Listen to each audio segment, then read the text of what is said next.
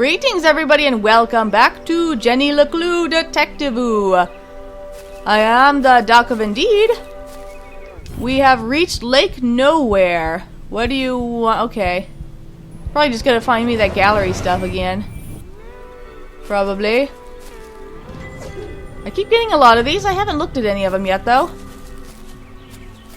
As Jenny neared the edge of the woods, she heard a sudden strange sound. What the? Hey, kid! Watch where you're going! Hey, screw you! Your wrench nearly cracked my head open! Oh no! It's not damaged, is it? Yikes, dude, you could have killed me. That's my lucky wrench. Yeah, lucky it didn't kill me. When's this upgrade gonna be finished anyway? Look, kid, I just go where they tell me. Every night another power surge. Every morning another part of the grid fry. And I'm out here fixing it. Yeah, there was in the very first episode, there was obviously this like underwater place underneath the lake.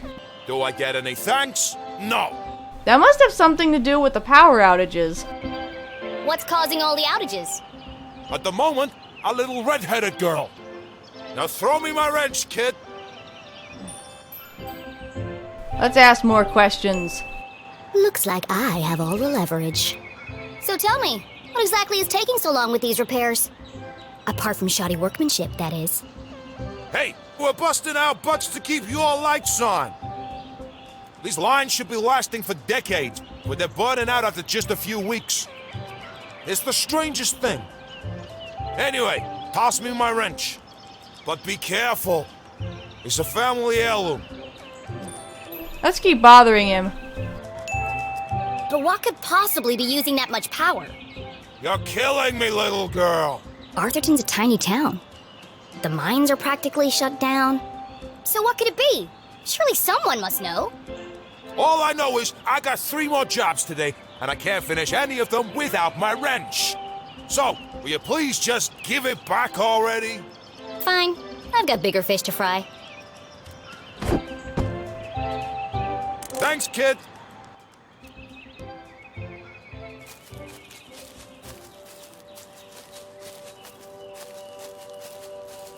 Okay. That again, that's probably just keeps being art gallery stuff. Yet I keep being obsessed. Ah, that's the postcard piece. Interesting. Looking for pieces of a postcard. As Jenny stepped out of the dark forest, she saw warm sunlight reflecting off the cool lake. And next to that, something even cooler. Keith Strussberry. Come on, Keith! Dance like you beat it! Not so much grinding. Oh, Keith, what are you doing? Not everyone saw it, but to Jenny, there was something special about Keith. Is that the Dean's son? He's just happy being himself. Nothing seemed to bother him. Not even having to dance in a costume for $1 an hour. But Jenny was not so laid back. Not when it comes to standing up for a friend. Especially her only friend. Let's go see Keith. Doing his dance. Yes.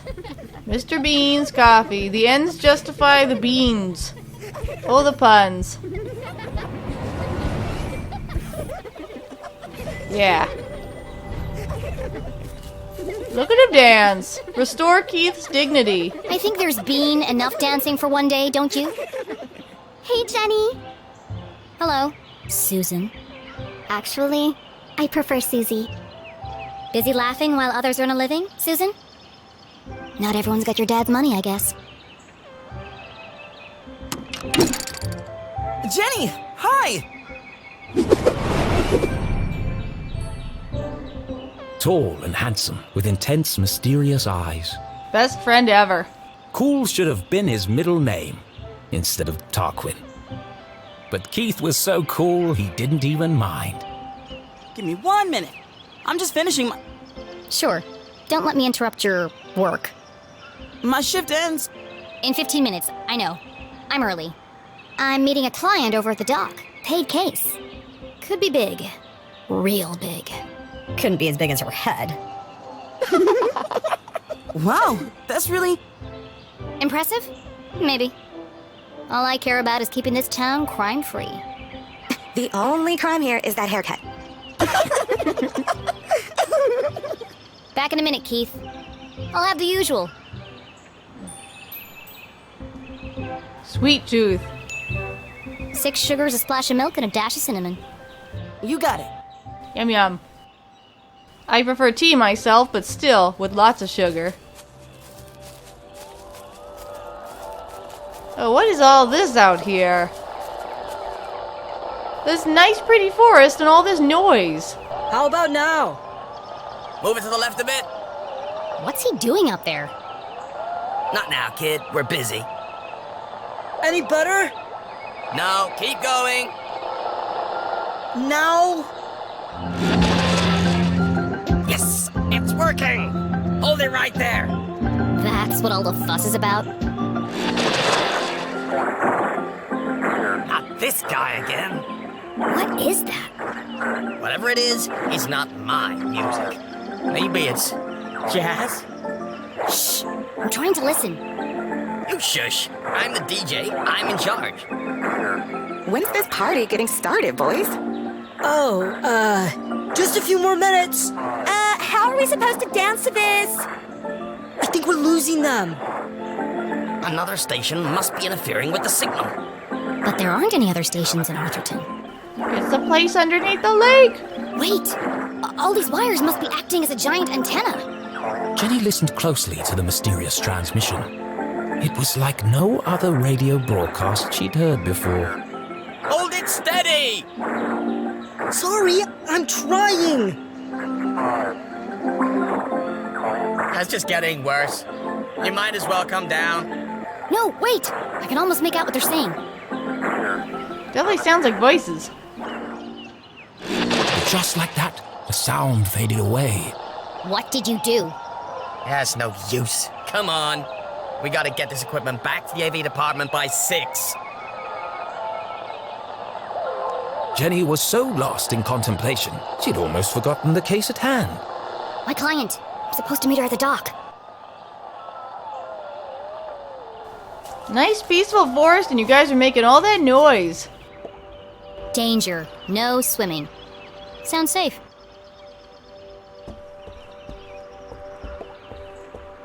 I could use the ladder. Maybe. How do I get this ladder down? Kick it. That didn't work. Shake it. Arthurtonian workmanship at its finest. That didn't work either. Yes. I can't not do this. If I see an item to pick up, I will do it. Hello, Dan. Aha! Got you this time, you slippery fella. Ah, shucks. Just another boot. That's even worse than a sea bass. Excuse me, Mr. Humdrum. Oh my! If it isn't little Jenny LeClue. What a glorious day, don't you think? As far as Jenny was concerned, small talk was like a second pair of underpants. Uncomfortable and completely unnecessary. But Mom always says, create a good rapport and they'll reveal everything to you. So she gave it a shot. How's the fishing? Oh, the fishing's great. But the catching is bad. All I'm getting are old boots and strange bits of metal. But just look out there, Jenny. Strange bits of metal. She's got that wonderful afternoon glow. Very nice. No one knew why the lake glowed at night, Something weird's definitely going on, which we saw at the beginning of the game. and few were brave enough to swim its murky waters. What lay beneath its depths was the stuff of myth and legend. Somewhere out there lies the giant red herring, or so they say. But no one's ever caught one. Sounds fishy to me. Well, if she's out there, I'll catch her. Someday. Great. Well, now that we have a good rapport, where can I find Mrs. Humdrum? Well, she's down there on the ridge. Only one problem. I think the ladder is broken. How'd she get down there? Ah, yes. There's a knack to it. First you shake it, then you kick it, and then you push it. Sounds unnecessarily complicated. I'll join you down there in a bit. Just have to sort my tackle out. Shake it. Kick it. Then push it. Luckily, I paid attention to directions. Aha! That did the trick. Get down there. Okie doke. Rendezvous with Gale. Mrs. Humdrum, I presume? Oh, hello! You? I'm the private detective you contacted. Jenny LeClue, at your service. I'm here to solve your case. Who is it, Dan? It's Jenny, dear, the LeClue girl. She doesn't see so well without her glasses. Oh, hello, Jenny. I'm afraid I don't see so well without my glasses. How are you painting then? Nothing wrong with her hearing, though. What did she say? I said there's nothing wrong with your hearing, dear. Oh, no, thank you. I've already eaten. I believe you have a case for me? We do. We do. Great. So what's the trouble? Haunted by the ghost of a former lover? Worried you're being poisoned by a mad uncle? Something so dark and gruesome I can't even begin to imagine the horror? Well, I've lost my reading glasses. Oh. And there it was. A real case. A confounding mystery to challenge Jenny's brilliant mind. I thought this was finally going to be a good one. What do you think, Jenny? Can you help? Sure, Mr. Humdrum. I'm gonna need to ask you a few questions. Missing glasses. That's not an exciting case.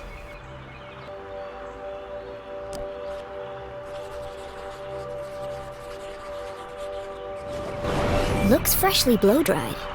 Expensive hairdo. A professional job. Your hair looks lovely today, Mrs. Humdrum. Is that a new style? Thank you. I had it done yesterday. Dan didn't notice. They call it the Queen's Coif. Well, it's certainly big. And expensive. But I'm worth it, Dan. Who could put a price on that beautiful head of hair? You're not so bad yourself, hot stuff. Gross. I've never been interrogated before. This is such fun. Well, let's continue. 6 clues. You got paint all over your clothes.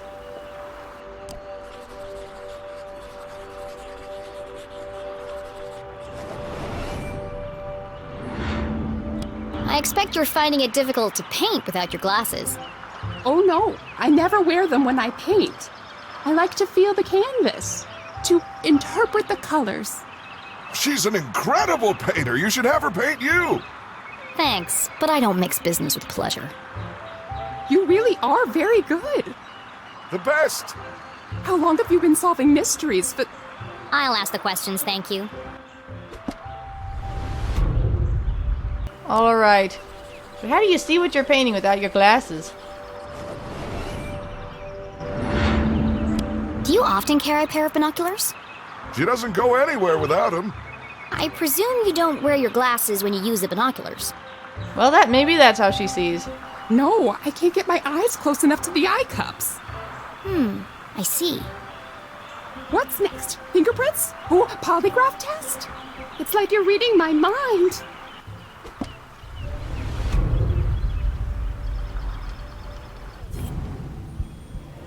What's in her pocket? Flea biscuit?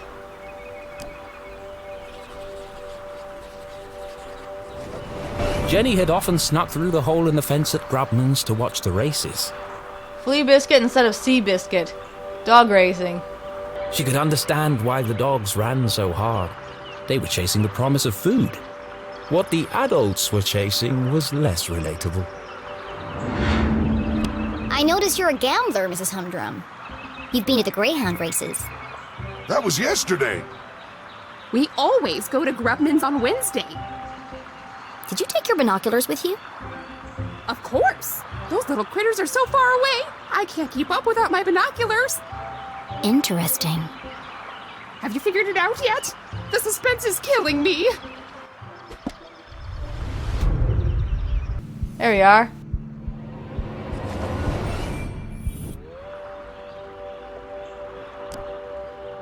Is there a tear on her pants?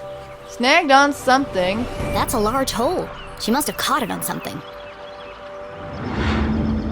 Did you have trouble climbing down the ladder, Mrs. Humdrum? Why, yes, I did. How on earth did you know? There's a tear in your pants pocket. Well, what do you know? I didn't realize these pants even had pockets. I feel like you know more about me than I do. One more. I found a sticker. Very nice. And more gallery art. Another one.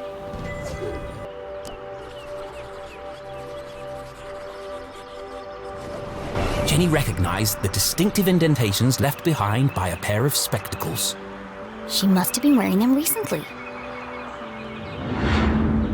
You still have marks from your glasses on the bridge of your nose. You probably lost them within the last day or two.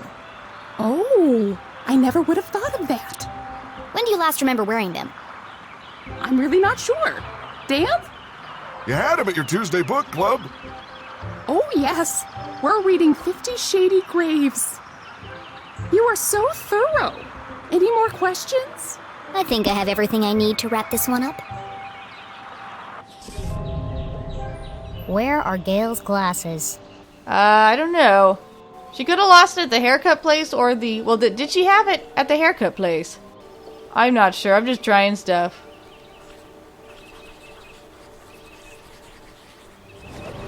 That's not right. Back to the drawing board. I messed it up.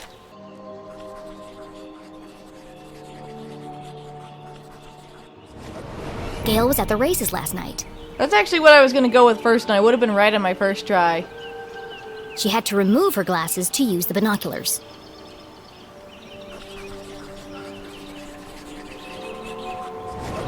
Gail also had her hair cut recently. It's fluffy and big and could easily hide a small object. The glasses are caught in her hair. How would that happen? Solving a complex mystery like the case of the missing glasses was tough work. But now came the most satisfying part. Delivering the dramatic denouement. Huh? Let's review the facts. 1. Not only do you love your binoculars, you've come to depend on them for bird watching, greyhound watching, basically anything far away watching. That's true. I immediately sensed the two optical devices, your binoculars and glasses, were incompatible. Thus, to use one, you had to remove the other. Fascinating. Fact 2. Yesterday, you changed your hairstyle. I did. Though fun, it was also impractical. And so tall that it could easily conceal a small object. I see where this is going. Please, don't interrupt. After much research, deliberation, and debate, I've concluded there is only one place the missing glasses could be. They've been on your head the whole time. Oh, so they are. Right there on top of my head. Incredible! What a talent! They're always in the last place you look, aren't they? A master detective in the making.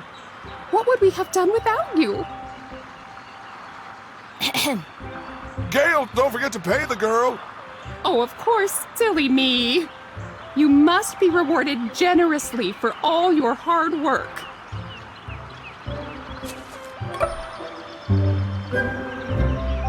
Now don't spend it all in one place. Thanks. I'll do my best. Well, it wasn't exactly a particularly difficult case, so... Are you ready, Keith? Wow, what an amazing detective. Glasses on her head. Who could have guessed? Oh, you heard. Whatever would we do without Master Investigator Jenny LeClue? I thought it was pretty cool, Jenny. And a whole nickel! You must be so excited. Yeah, that's more than her mom makes in a month. Come on, guys. Let's all just... Hey, Jenny, my grandma called. She wants her sweater back. Oh, how wonderful it was to joke around with friends. I've had enough of this. They're not friends. Tap. Priest. New shoes. Always wearing glasses, brushed over face. What about it? Be really mean. Skirt ironed but unevenly. The work of a distracted housewife. Brand new, hideously overpriced shoes. Overcompensating father. Your dad's sleeping with Deborah's mom again, isn't he? What? No! How do you... Shut up, Jenny! You don't know anything! Wow, Jenny, that was cruel. Who even says something like that? Aw, don't cry, Veronica. She's just a weirdo nobody! Jenny, let who? And in the case of the missing... friends! Yeah, good one, Veronica. Come on, let's get you home. You guys started it. Are you coming, Susie? Thanks for the coffee, Kate. And the extra sugar. Of course. It's... Nothing special at all, and the same thing he does for everyone? Oh, okay. See you around, Keith.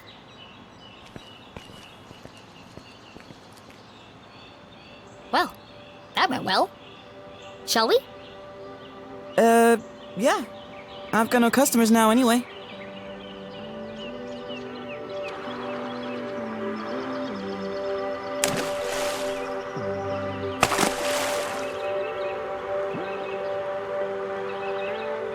Nothing exciting ever happens here. I'm so tired of these simple cases.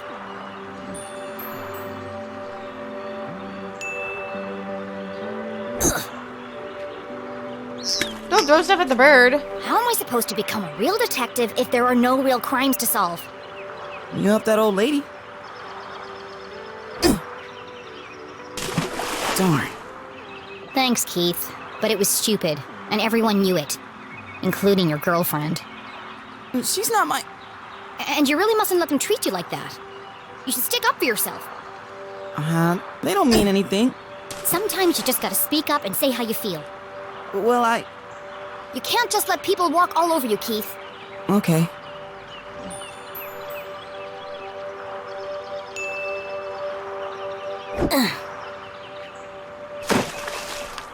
It doesn't matter anyway.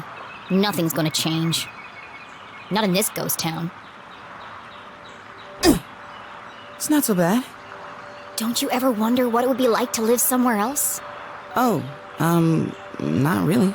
I wish I got to live in a peaceful town, though. Jenny. Who am I kidding? There is nowhere else. Not for miles. You're lucky you get to live somewhere peaceful.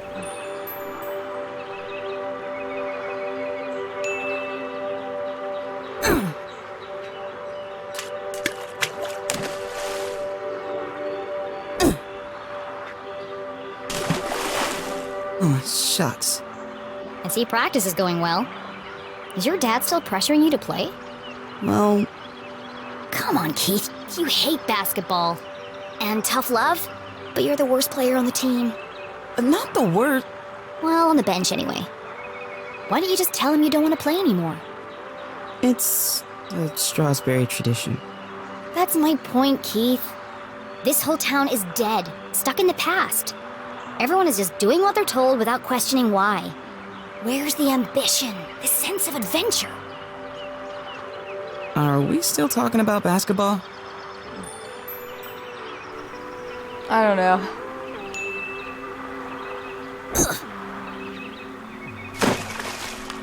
How's your mom? She seems distracted. Normally, she's so focused on her job. I mean, it's understandable. It's been almost a year since... And now she's planning to go away for the weekend. And she still won't tell me why. A year since you lost your dad? Is that what's going on? Yeah? She was definitely acting weird earlier. Maybe she's lonely? You know what? You're right. I am? She shouldn't be alone right now. Actually, your dad told me they were meeting in the library. We're going to need supplies. 2 of Mr. Bean's finest, please. To go, of course. Here is my payment in full. That's a nickel. Put the rest on my tab?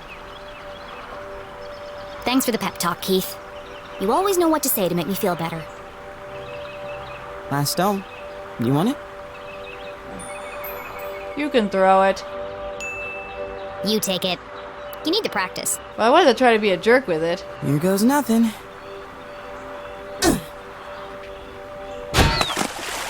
Three-pointer! Nice. Nice one, Keith. Maybe your luck's finally changing. There's something under there.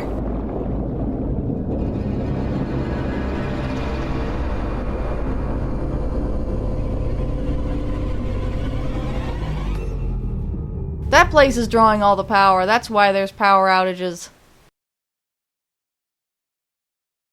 Keith was an excellent listener. Or maybe he just didn't speak much. Either way, Jenny really enjoyed their little talks. He was the only person who really seemed to understand her. Jenny biked briskly towards the library back on campus to surprise her mother. Nothing exciting ever happens here, she grumbled, unaware of the great adventure that lay in store just around the corner. Or so you say. Nothing too exciting has exactly happened yet. Thank you so much for watching, and as usual, don't forget to visit us at virtualbastion.com for more gaming goodness. Goodbye, and you're welcome.